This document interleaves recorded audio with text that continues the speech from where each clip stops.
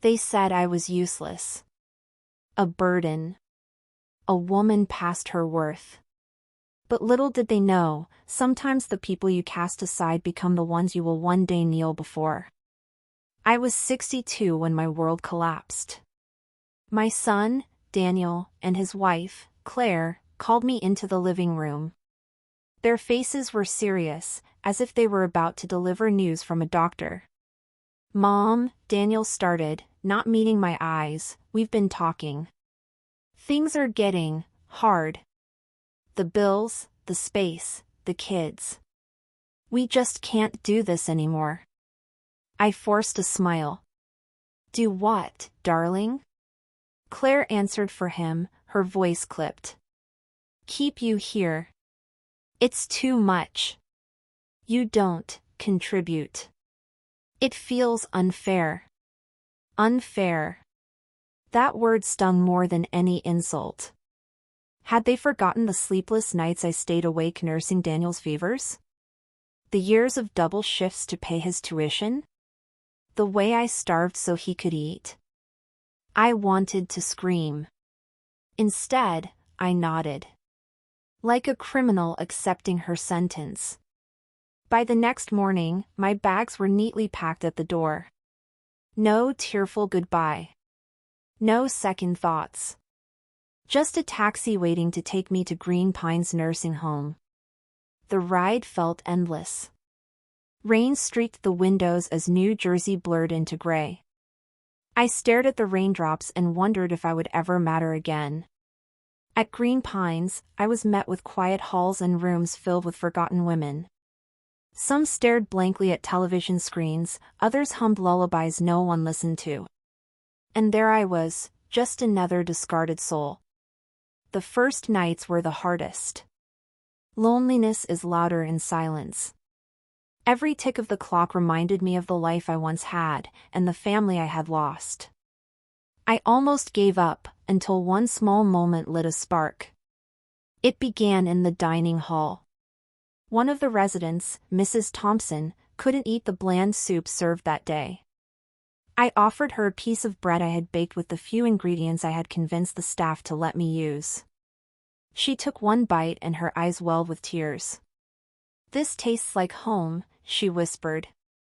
The others asked for some too. Soon, I was baking regularly, small treats, little comforts. The aroma filled the home, and for a while, laughter returned to the tables. One of the nurses leaned over to me one afternoon. "You could sell these, you know. People would pay." Her words planted a seed I hadn't felt in years, possibility. I began small. Cookies wrapped in napkins, sold to visitors who came on weekends. $1 here, $2 there. Enough to feel the weight of coins in my palm, enough to feel like I mattered again. But word spread faster than I imagined. Families began asking for orders. Nurses placed requests for birthdays. Staff wanted trays for the holidays. I wasn't just baking, I was rebuilding myself. Yet, every step forward came with a shadow.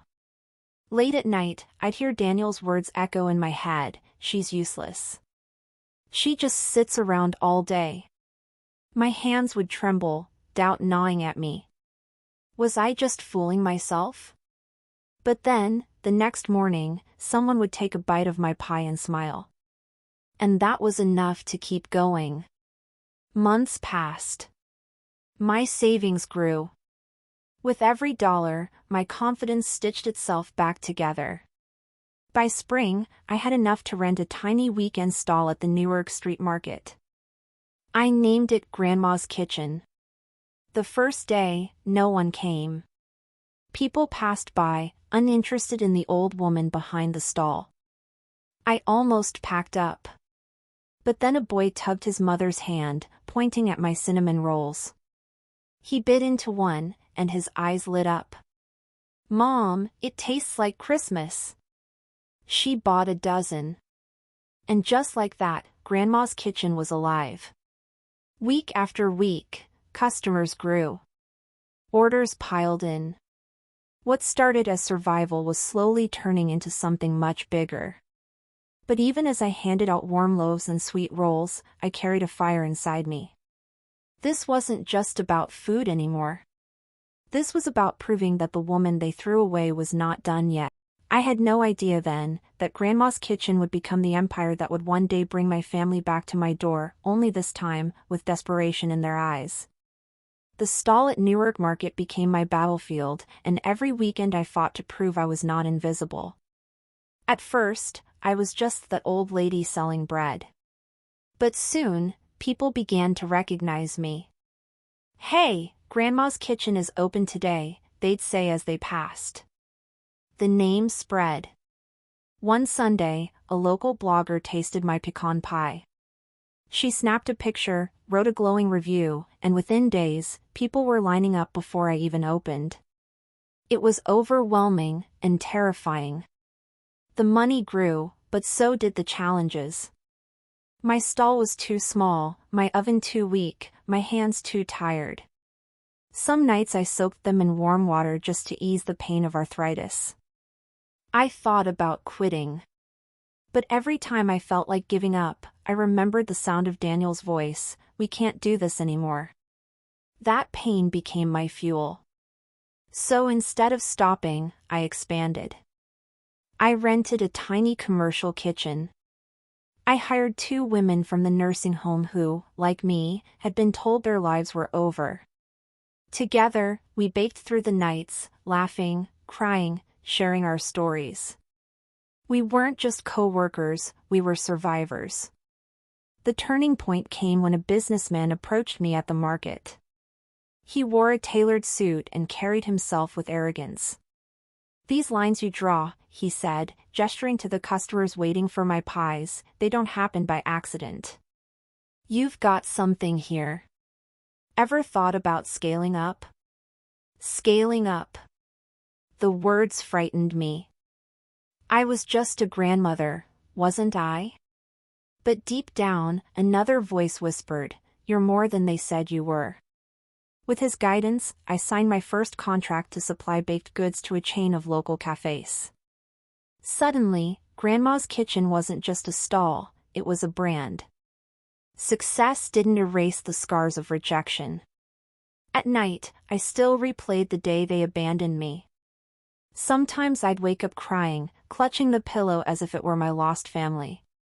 But every morning, when I walked into that kitchen and saw the ovens glowing, I knew I was building something far greater than their approval.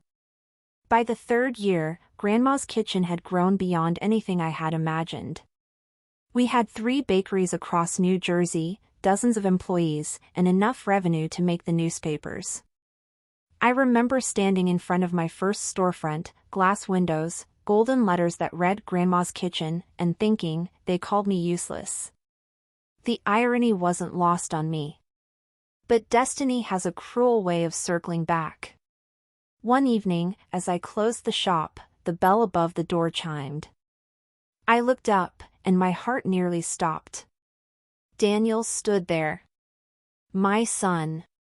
The same man who once pushed me out of his home now stood in mine. His hair was thinner, his suit worn, his eyes hollow. Behind him, Claire lingered, her pride wrapped in silence. "Mom," he began, his voice trembling, we need your help." I froze. For a moment, I was back in that living room, hearing him tell me I was a burden. For a moment, I was the woman clutching her bag in a taxi, staring at the rain. But this time, things were different. He wasn't dismissing me. He wasn't stronger than me. He was asking. The family that once threw me away was now standing in front of me, desperate and broken. And I had a choice to make: would I open my arms, or my ledger? Daniel's words hung in the air like smoke I couldn't breathe through. "We need your help." I stared at him, my son, the boy whose scraped knees I once bandaged, the man whose future I sacrificed everything for. And now, he stood before me, small, humbled, defeated. Claire avoided my eyes. Her pride wouldn't let her speak, but the tension in her clenched jaw told me everything. They weren't here out of love. They were here out of need. I leaned against the counter of Grandma's kitchen, my apron still dusted with flour. "Help?" I asked quietly. "The last time I needed help, you packed my bags." Daniel winced. His shoulders slumped as though the weight of his choices had finally crushed him. Things haven't been good, Mom. My business went under. We lost the house. Claire lost her job. The kids were barely keeping it together. For a moment, anger surged through me. The memory of that rainy day, the way they turned their backs, rose like fire. I wanted to scream, "Now you know what it feels like to be thrown away." But another part of me, the mother inside me, felt the ache. Because no matter how old they get, they're still your children. I didn't answer that night. I told them to come back tomorrow. Sleep didn't come easily. I tossed and turned, my mind a battlefield between pain and compassion. They had destroyed me once. Was I willing to open myself to them again? But then I thought of something else. This wasn't just about forgiveness. This was about power. For the first time in my life, the choice was mine, not theirs. The next day, Daniel and Claire returned. This time, they weren't alone. My grandchildren came too, older now, taller, but with the same wide eyes. They hugged me awkwardly, as though unsure if they still had the right to call me Grandma. Daniel cleared his throat. "We heard you're successful. We were hoping, maybe, we could work here. Anything. Just to get back on our feet." The silence after his words was deafening. Employees glanced at me, waiting for my response. I saw pity in their eyes, but also respect. Everyone knew this was my moment. I walked around the counter slowly, my footsteps echoing on the tiled floor. "You called me useless," I said, locking eyes with Daniel. "You threw me away. And now you want a job?" Daniel swallowed hard. "I was wrong. We were wrong. Please, Mom.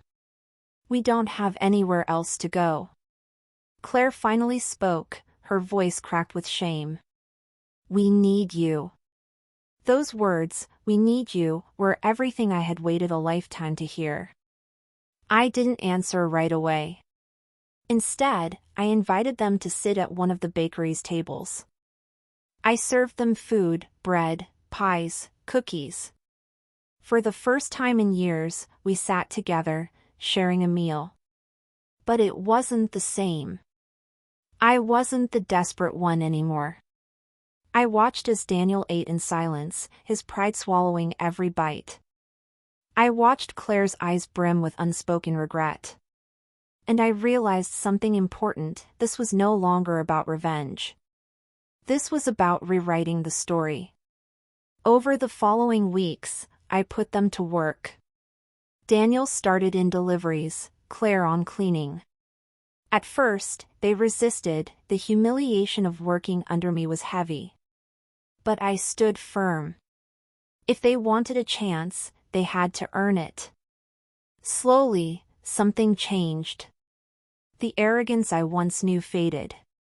Daniel began arriving early, staying late. Claire, though still guarded, handled her tasks without complaint. Even the grandchildren started helping, sweeping floors, wiping counters. It wasn't perfect. Old wounds don't heal overnight. But each day, I saw cracks in their pride and glimpses of the family I once loved. And yet, deep down, I still struggled. Was I forgiving too easily? Or was this the universe's way of giving me justice? One evening, as I closed the shop, a thought struck me. Maybe this was never about proving them wrong. Maybe it was about proving myself right. But life wasn't finished testing me. Just as I began to rebuild my family and my trust, an opportunity came, one that would force me to choose between protecting what I had built, or risking everything for the people who once abandoned me. The bakery had become more than just a business, it was my empire, my proof that broken things could be rebuilt. For months, Daniel and Claire worked under me. Every morning, I watched them enter with bowed heads, every evening I saw them leave a little lighter, a little less proud, a little more human. And slowly, I began to see the children I once knew, not the strangers who abandoned me. One chilly evening, as the sun painted the sky orange, a man in a suit entered Grandma's kitchen.